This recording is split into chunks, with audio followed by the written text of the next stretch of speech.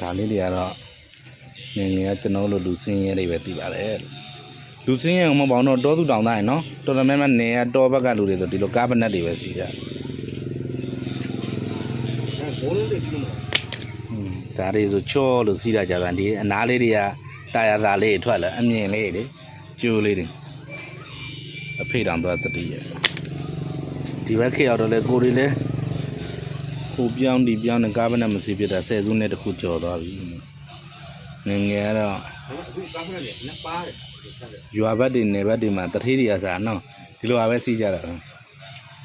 တရေဖက်နဲ့တောင်လူတိုင်းမစီးကြပတ်စံရှိလည်းမစီးကြဘူးကျွန်တော်ဘက်တွေနဲတယ်နှစ်ပါတယ်